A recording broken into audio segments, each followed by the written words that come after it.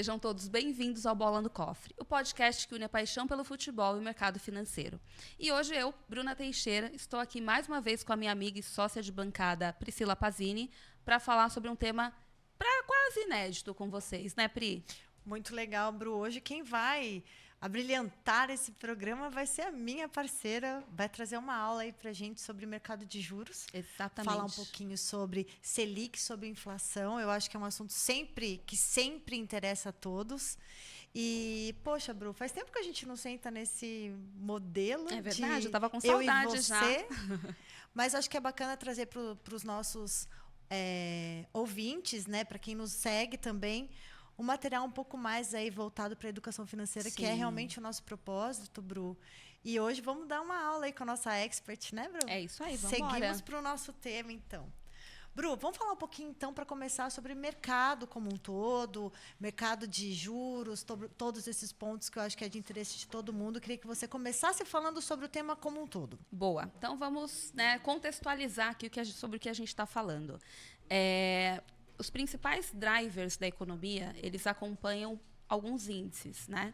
E quando a gente fala do nosso público, do nosso investidor, da nossa audiência, é super importante que eles tenham ciência do impacto que a inflação e a Selic trazem para a vida como um todo, né? E principalmente entender o que é inflação, o que é o IPCA e o que é a Selic. Então, eu vou contextualizar de uma forma muito sucinta. A inflação, ela é o custo do dinheiro, né? Quanto maior a inflação, mais dinheiro eu preciso ter para comprar um celular, por exemplo, para comprar o alimento, para abastecer o carro, né? É o custo do dinheiro de fato. E a Selic, ela é utilizada dentro desse mecanismo, né?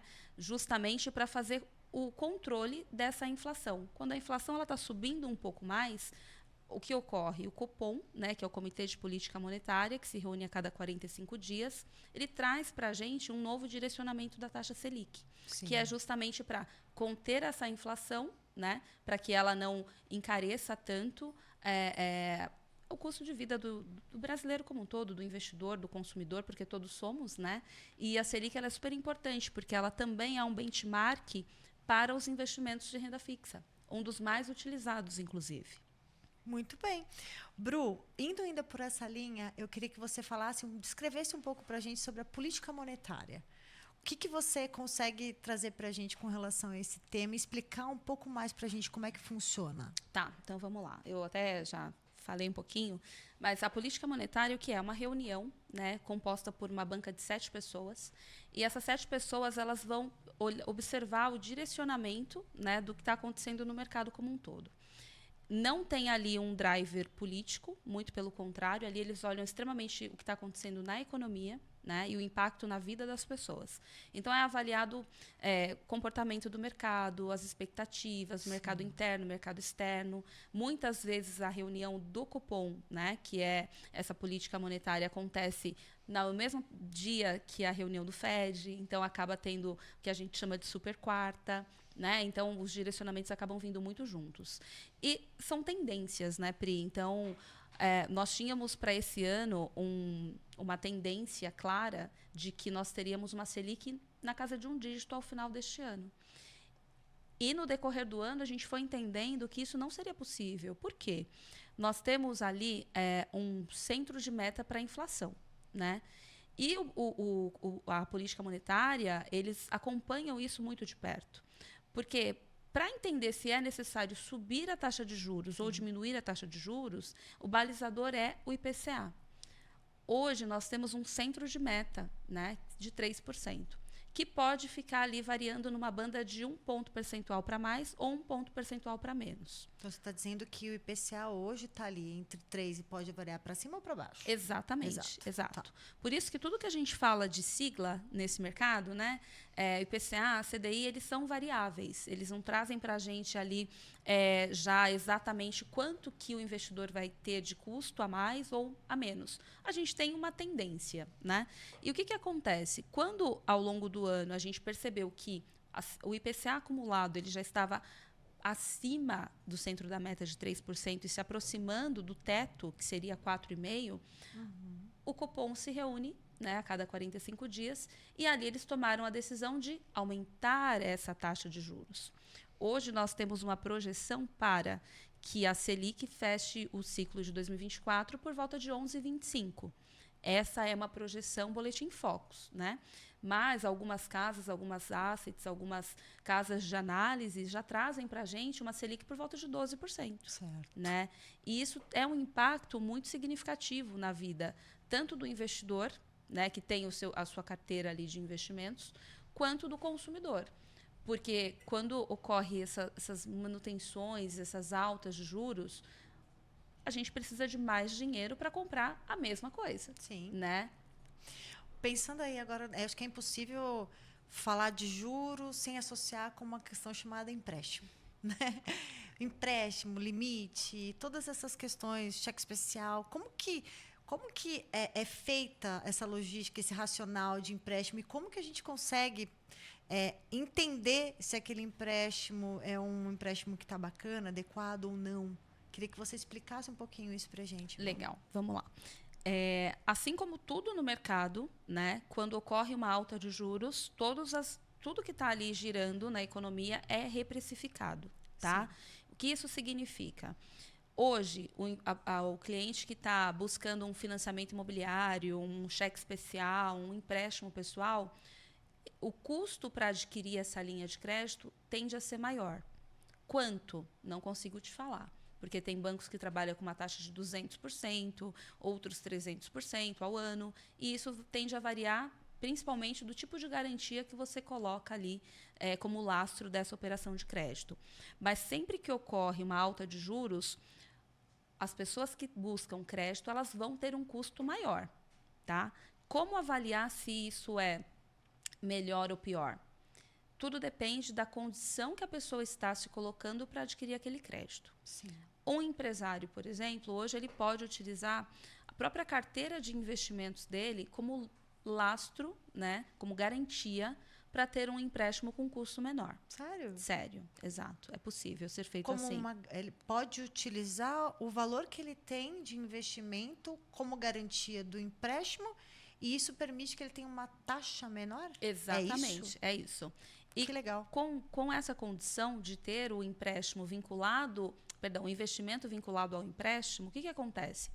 Ele pode utilizar da própria carteira, a rentabilidade da própria carteira, para pagar esse empréstimo. E por que eu estou te falando isso? Nós vivemos um período, né, passado com uma Selic muito alta. Nós tivemos uma Selic próxima a 14% há pouco tempo. Né? Se a gente olhar aqui 2022, a Selic subindo, 2023 a Selic bateu 13,75% e em 2024 a Selic começa a cair. Né? E o que aconteceu nesse período? As pessoas que tinham dinheiro, elas começaram a investir justamente porque o mercado tinha uma condição muito favorável para isso. Sim. Né? Imagina você, Pri, poder comprar um CDB pré-fixado com uma taxa de 16%. Nossa. Era isso que a gente estava vendendo. Era isso que a gente estava levando como oportunidade para o nosso cliente. Sim, né? sim. E isso, não para um patrimônio como um todo, mas como diversificação de carteira, faz uma diferença absurda. Sim, exatamente. Pensando indo um pouquinho ainda para a linha do empréstimo, porque eu acredito que isso é um tema que interessa a todos, né? Eu acho que em algum momento, seja para um financiamento, ou seja em alguma de carro, principalmente o brasileiro Sim. gosta muito disso, né? Eu penso o seguinte: empréstimo com garantia de investimento, você já explicou. Empréstimo com garantia de imóvel, Bru, segue o mesmo racional? Um racional muito parecido. Bem parecido? Bem parecido, tá? O que acontece? Quando tem a garantia do imóvel, a gente fala que tem uma garantia real. Certo. Então, dependendo de onde você estiver tomando esse crédito ou cotando esse crédito, a condição ela pode ser bem favorável. Tá? Alguns imóveis eles são avaliados ali, aí você pode pegar o lastro da operação de 70% do valor do imóvel, 80% do valor do imóvel, Sim. mas essa taxa ela é bem menor do que uma taxa de um empréstimo que não tem garantia nenhuma. Sim. Por isso que é super importante o nosso ouvinte, o nosso cliente, ele ter uma pessoa, referência para ele, no mercado financeiro. Certo. Porque a gente vai conseguir desenhar uma solução ou trazer uma solução adicional àquilo que ele busca. Perfeito. E pensando outro ponto também, empréstimo. Não é a mesma taxa para todo mundo. Não. Cada um tem uma taxa. Exato. E é baseado em quê?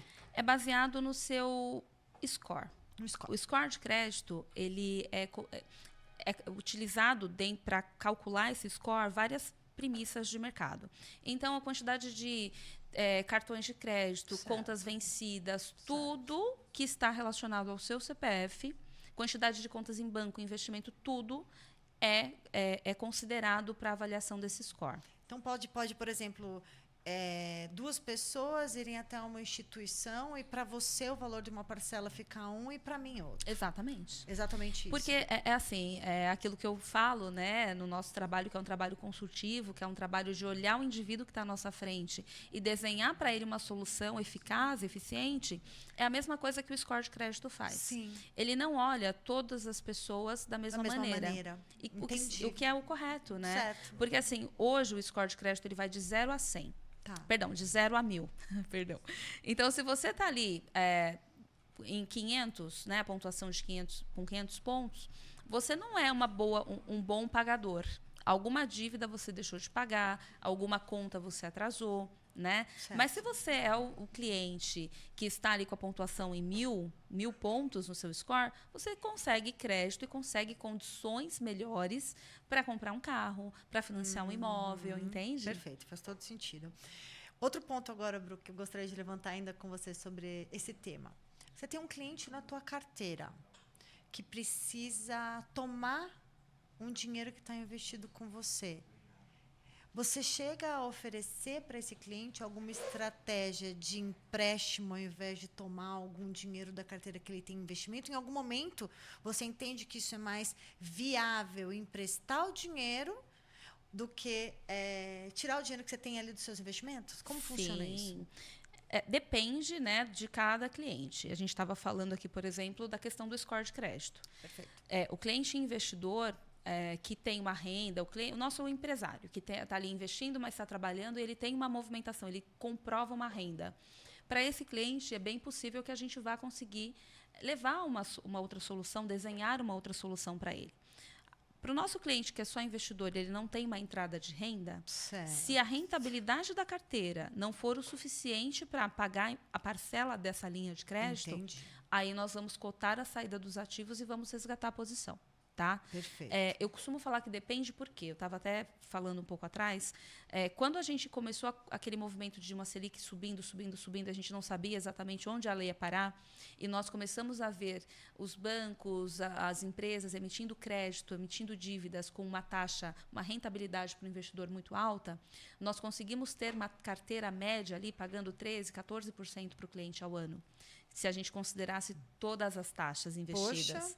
Então, hoje, quando eu olho o mercado com uma Selic de 10,75 ali, caminhando para 11 na próxima reunião, e a gente observa que esse cliente ele manteve uma taxa média muito interessante, esse cliente está protegido da inflação, ele tem ganho real na carteira, para esse cliente, sim, eu vou sentar e eu vou apresentar, olha, Priscila, hoje você tem uma carteira que te paga 4% a mais do que o mercado está pagando, sua carteira paga ao ano 14%, né, por conta do que a gente construiu nos últimos anos, e o seu custo do empréstimo é de 10%. Então, neste caso, justifica você tomar o crédito e usar a rentabilidade da carteira para pagar essa parcela. Fez todo sentido. Tá? Então, é nesses casos, mas eu vou estudar caso a caso, sempre. Sobre ainda empréstimo, você tem mais alguma consideração que você acha importante a gente colocar, Bru, para as pessoas que estão nos ouvindo? Alguma dica sobre este tema em específico na hora de conduzir alguma linha de crédito, alguma questão que vai levantar dinheiro? O que você tem para dizer para as pessoas que estão nos ouvindo agora sobre isso? Pri, o que eu tenho a dizer para os nossos ouvintes em relação a crédito é o seguinte: busque um especialista. Tá. Não tome decisão sozinho. Porque a maior parte das decisões a gente toma, 80% das decisões que a gente toma é pelo lado emocional.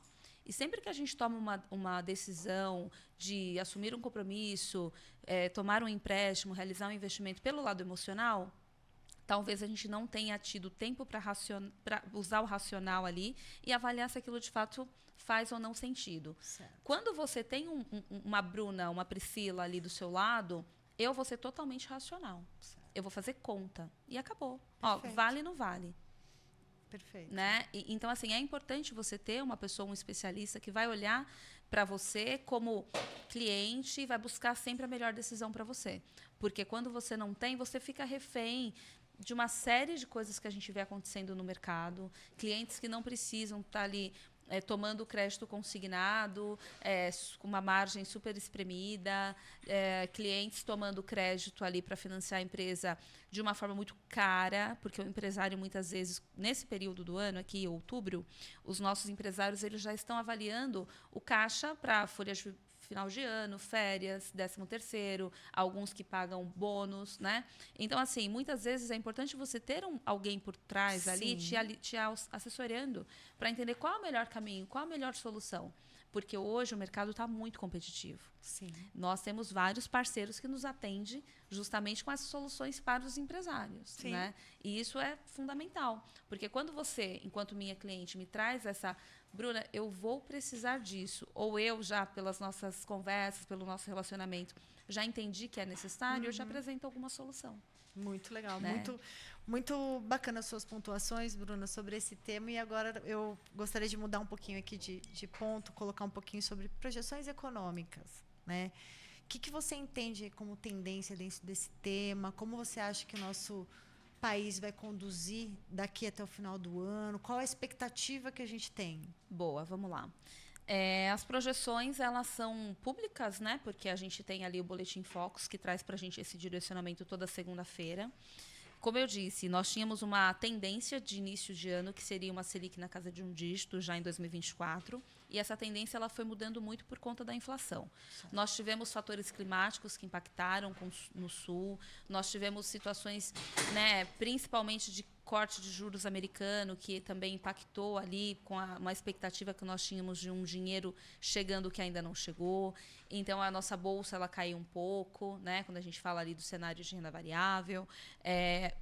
O que nós temos como driver hoje, Pri, é que nós teremos uma Selic fechando próximo a 12% esse ano.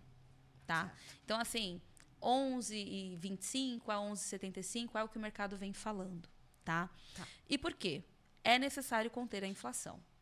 Eu não posso gerar um custo maior para as pessoas, sendo que nós vínhamos num período, inclusive, de deflação em alguns momentos, e o que era entendido super saudável para começar o período de corte de juros. Né?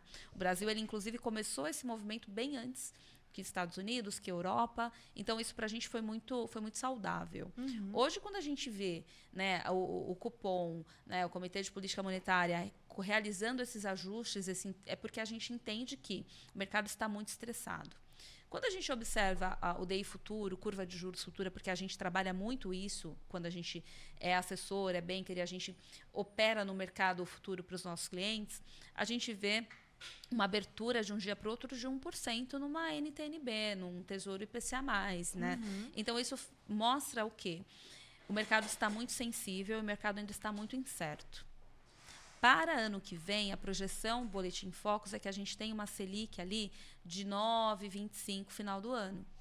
Né? Ou seja, a gente vai ter um período de alta e depois a gente começa o ano diminuindo os juros. Só que, se nós pararmos para pensar, é muito prematuro a gente falar de uma projeção já para 2025, sendo que o que tinha sido desenhado para 2024 era exatamente esse cenário. Né? Eu, até por já estar vivendo nesse mercado há bastante tempo, entendo que existem vários fatores políticos e econômicos que no desenrolar do ano, e inclusive fatores climáticos como esse ano, que podem impactar numa subida ainda maior de juros.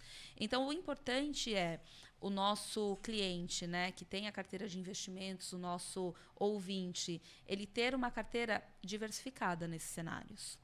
Porque enquanto a gente está projetando uma Selic de 11,25 para 2024, talvez 11,75 e uma taxa já muito menor no próximo ano, se isso acontecer, maravilhoso, ele está protegido no pré-fixado. Mas se não acontecer e subir, ok, porque ele tem pós-fixado, ele tem o CDI na carteira dele. Então, ele consegue se beneficiar de tudo isso. Consegue ter aquele equilíbrio, né? Exato, exato. Porque, assim, quando eu falo com os meus clientes, né, da carteira, sugestão, como que a gente vai fazer, a gente trabalha sempre olhando 4 anos para frente. Então, hoje, 2024, eu já estou trabalhando 2028. Entendeu? Por quê? As projeções estão dadas, a carteira estrutural dela está feito. Normalmente elas se cumprem, Bru? Como que você acha que tem que... Como que é essa visão com relação às projeções futuras? As projeções que nós temos, elas dificilmente se cumprem. Quando a gente abre ano, a gente já olha e fala, nossa, olha qual era a expectativa que nós tínhamos para o ano passado, a diferença foi muito alta, né? Sempre para mais ou para menos? Sempre para mais. Sempre para mais. Porque, assim, o Boletim Focus, ele é muito conservador. Ele faz ali, né, toda a sistêmica dele de pesquisas com as principais casas, com os principais bancos, e ali ele tem a média, o entendimento é esse, tá? Só que é o que eu falei, é semanal. Toda sexta-feira eles fazem isso e divulgam na segunda-feira. Então, toda segunda-feira vem um dado para a gente diferente. E o legal do Boletim Focus é que ele tem uma seta. E aí ele sinaliza para cima ou para baixo. E ultimamente só tem vindo para cima, né? Inclusive o câmbio, a gente tinha uma projeção de câmbio para final de 2024 de 5,25. Hoje a gente já tem câmbio batendo 5,40. Só que há pouco tempo atrás a gente tinha um câmbio quase de R$6. Sim. 5,70, 5,75, né? Então, assim, as projeções ao longo do caminho, elas tendem a mudar. Por isso que eu falo, é importante o cliente ter um especialista, é importante o cliente ter alguém para apoiá-lo. Porque essa preocupação ali do que fazer no dia a dia na conta do cliente não tem que ser dele. É minha. É da minha mesa de renda fixa, é da minha mesa de renda variável. Nós somos os experts. Nós estamos ali pensando na melhor estratégia, exatamente. O estrutural está feito. As principais caixas já foram compradas. Sim. Os movimentos cirúrgicos que eu costumo falar para os meus clientes que a gente vai fazer ao longo do caminho é que tende a trazer para ele uma rentabilidade maior ou menor. Né? Perfeita explicação, Bru. Pensando em toda essa explicação e projeção econômica que você passou para a gente, principalmente daqui até o final do ano, como você entende, qual vai ser o impacto dessas projeções no consumidor? Como que você entende que isso vai impactar o consumidor direto?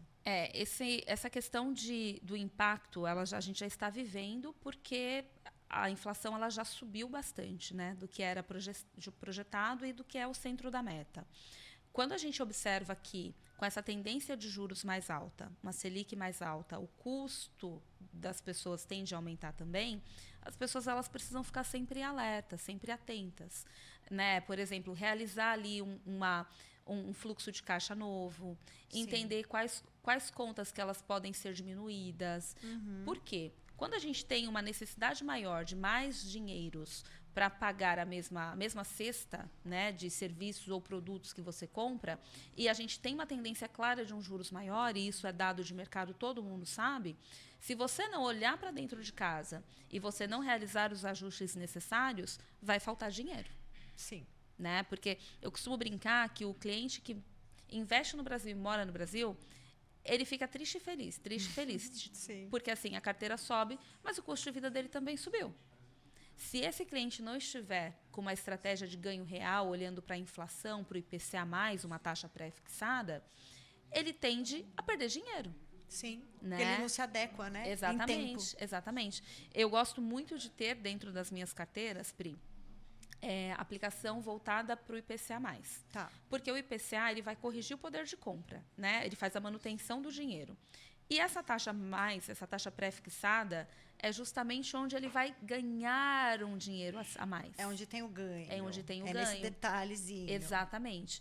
Para você ter ideia, a gente já falou sobre isso aqui, mas eu vou retomar, 3 principais classes de ativos de renda fixa. Né?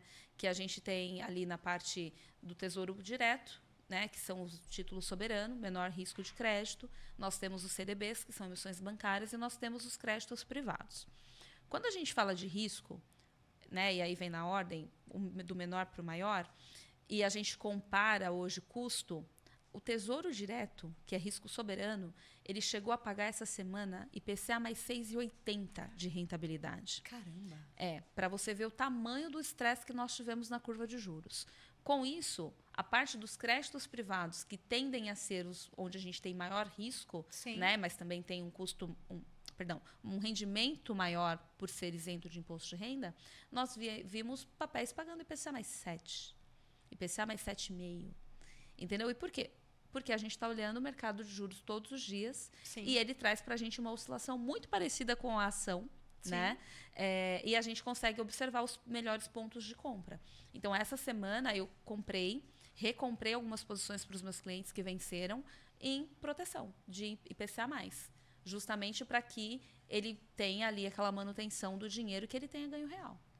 E, Bru, todo final de ano nós temos as notícias, né, que vem, esse ano o brasileiro está comprando muito, o Natal vai ser bom. Como você imagina que vai ser o nosso fechamento de ano? Positivo? Vai ser melhor do que o ano passado? Qual a sua visão sobre um comparativo? Pri, eu entendo que pode ser melhor porque a gente tem hoje mais pessoas, né, trabalhando, a gente tem hoje pessoas já com uma renda melhor do que a gente tinha no passado. A gente está vivendo também um período onde o entendimento ele é mais claro para as pessoas hoje do que fazer, do que não fazer. Tem muitas pessoas, assim como nós, preocupadas em levar a educação financeira para o consumidor, para o ouvinte, para as pessoas como um todo. Mas o principal é as pessoas terem o entendimento de que não é o Natal pelo Natal. Não adianta você se endividar porque você vai ter o 13º, porque você vai ter o bônus, a PLR, sair fazendo loucura, porque janeiro chega. Sim, né? sim. Então, eu entendo que melhor do que uma projeção de como vai ser, e eu acredito que não vai destoar muito dos últimos anos, porque eu tenho uma amiga que ela brinca, ela fala assim, não adianta, pode estar tudo ruim, os 2 últimos meses do ano a bolsa sobe, os 2 últimos meses do ano as pessoas conseguem mais emprego, justamente por conta desse movimento do comércio, né, do varejo, e as pessoas consomem mais. É uma tendência clara. Só que nós estamos observando que cada ano o custo dessa cesta de final de ano também vem aumentando. Né? Nossa, você me chamou a atenção para um ponto muito assim, um ponto que nós estávamos conversando até esses dias sobre o custo de uma viagem no final do ano, né? E um ponto que você colocou anteriormente, que foi o fato da gente agir pela emoção. Acaba que pelo fato da gente não se contentar ou se tranquilizar de ficar no final de ano, no ano novo em casa, a gente comete uma loucura de adquirir uma viagem que faria por menos da metade do preço em qualquer época do ano. E aí você paga o preço o ano todo, né? Exatamente. Esse é o ponto. E mais uma vez, né, Pri, tenho certeza, o planejamento ele é fundamental para tudo na nossa vida. Porque se você sabe exatamente o que vai acontecer em cada mês do ano na sua vida.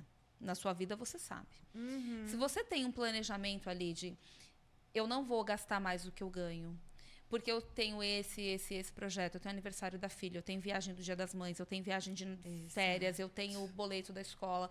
E a gente sabe o decorrer do nosso ano como tende a ser. E o nosso coraçãozinho como trabalha ali com as nossas angústias, exatamente, né? E exatamente. satisfações pessoais, né? Principalmente elas. Isso. Porque se você não está conseguindo honrar com aquilo que é custo fixo, com aquilo que é obrigação, com aquilo que é o básico, né? Como é que você vai lidar com o restante da vida? Exato. Aí você já tem um problema. E as pessoas, o dinheiro, né? O dinheiro, a condição social, é um fator de segurança. Quando você tem uma condição de decidir sozinha, é muito mais confortável do que quando você tem que sentar com alguém e pedir ajuda. Muito. E você colocou um ponto muito importante.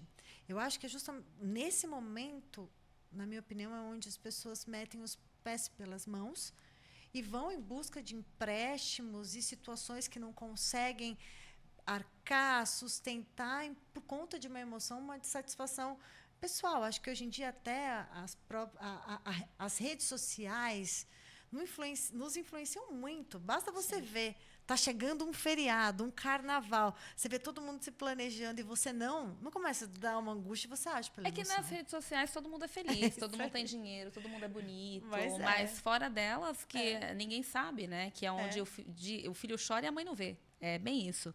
Mas o que eu penso em relação a isso, Pri? Não é gastar por gastar. É gasto consciente. Exato. Quando você tem uma renda, quando você tem um salário e quando você tem um entendimento de que eu posso tudo o que eu quiser, desde que eu tenha me planejado para aquilo. Isso é fundamental. Poxa, Bru, eu não sou a pessoa do planejamento, eu sou a pessoa endividada, eu sou a pessoa que eu corro atrás do dinheiro todos os meses. Eu recebo não sei, é que eu recebo uma vez só por mês agora. Eu recebo dia 5 e dia 20, sei lá se é isso. E eu estou correndo atrás dos dias do meu pagamento. Tá errado. Amiga, tá errada. Sabe por que tá errado?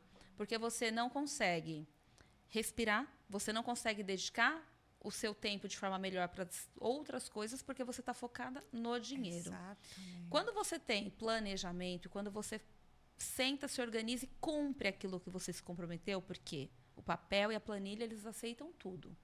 O que vai fazer a diferença é, você está pondo em prática o que está na sua agenda? Você está pondo em prática o que está na sua planilha? Quão importante é para você hoje ter tranquilidade para chegar na sua casa, para pegar lá o seu vinho, pegar a sua água, o que você queira, preferir, enfim, e falar, putz, eu hoje cumpri o que estava na minha agenda.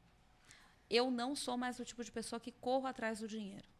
Hoje eu consigo focar em outras coisas. Hoje eu consigo me permitir estudar, meditar, ter um treino regular.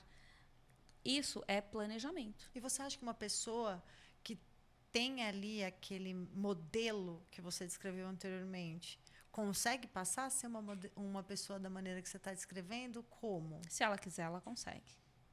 São os quereres, Pri. Primeira coisa é planilha. Ah, Bru, odeio planilha. Caderno. Pega um caderno, coloca ali sua renda, quanto você recebe líquido por mês.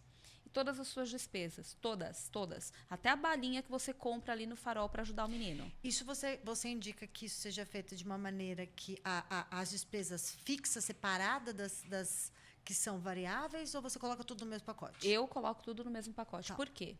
A Bruna é uma engrenagem só. E o dinheiro da Bruna está no mesmo bolso. Não adianta eu ficar tentando inventar a roda. A roda já está pronta, eu tenho que manter a roda girando. Então, todas as despesas na mesma planilha, colocou as despesas ali você vai ter a visão de onde está escoando o seu dinheiro. Ah, o meu dinheiro está escoando porque eu compro muito iFood, porque eu gasto muito em mercado, porque eu gasto muito em shopping. Ah, não, eu gasto muito, sei lá, enfim. Sim, cada um tem suas coisas. Os seus vícios, né, os seus deleites. Então, vamos olhar para isso. É ali que a gente vai pôr a mão. Porque, Pri, as pessoas elas buscam a felicidade momentânea. Exatamente. Esse é o maior problema. E por isso que eu acho que todo final de ano aumenta o número de pessoas endividadas. Felicidade momentânea, perfeito. Por conta da felicidade momentânea e indo em busca aí de levar a educação financeira para quem está nos ouvindo. E, Bruna, amei esse bate-papo, muito legal. Bom. Acho muito, muito interessante. Acho que você deu aí explicações muito simples de entender e que todo mundo se interessa, né? Acho que nós estamos chegando... Tem que ser assim, Pri. O difícil não conecta. Eu queria que você passasse, Bru, para os nossos ouvintes agora, uma conclusão geral de tudo isso que você falou, com relação a juros, quais são as dicas que você dá, onde você entende que é importante a gente ter um embasamento. Você já disse algumas vezes. Sim. Que procura o seu assessor, procura... Exato. Mas queria que você deixasse um resumo de tudo isso que a gente falou. Bora lá, vamos lá. Tenho mais meia hora? Brincadeira. Bom, tenho certeza. De tudo que a gente falou aqui, o mais importante é você saber o básico. Porque se você souber o básico, você não vai errar. Bruno, o que é o básico? A regra clara, não coloque todo o seu dinheiro numa única estratégia de investimento. Tenha uma carteira diversificada. Por quê? A carteira diversificada ela vai te apoiar tanto no momento em que a Selic estiver alta, quanto no momento em que a inflação estiver alta. Porque a inflação alta, o seu dinheiro está sendo corrigido. Você está recebendo essa inflação alta. Só que não só a inflação, você está recebendo uma taxa adicional. Tá? Renda variável, a mesma coisa. Taxa de juros sobe, o investidor ele sai da renda variável e vai para a renda fixa. Quando esse movimento acontece, as empresas elas tendem a ficar muito mais atrativas porque o preço diminui. Então, não necessariamente nesse período é o momento de sair da renda variável.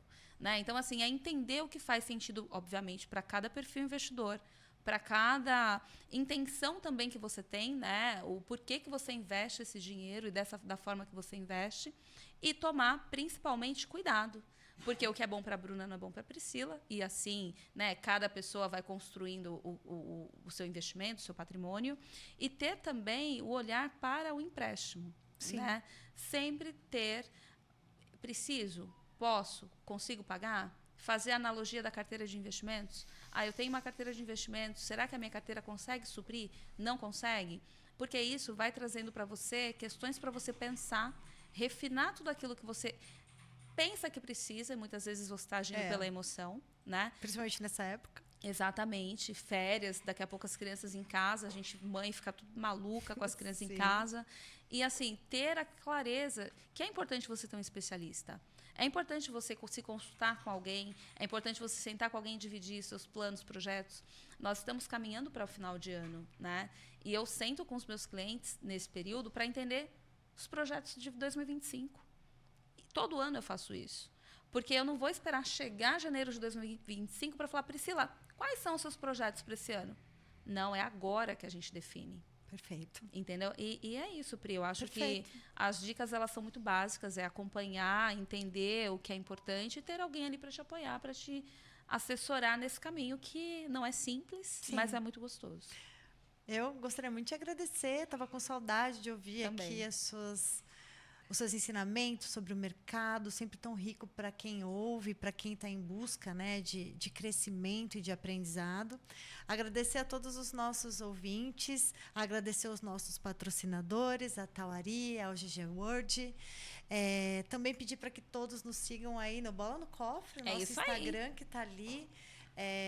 Montamos esse Instagram agora recentemente, está cheio de coisa legal, cheio de conteúdo, cheio de novidade, mensagens incríveis aí, insights sobre o mercado financeiro a todo tempo, para também seguir o meu Peixão. Sim, é verdade. E dizer que estamos abertas sempre a dicas, a sugestões.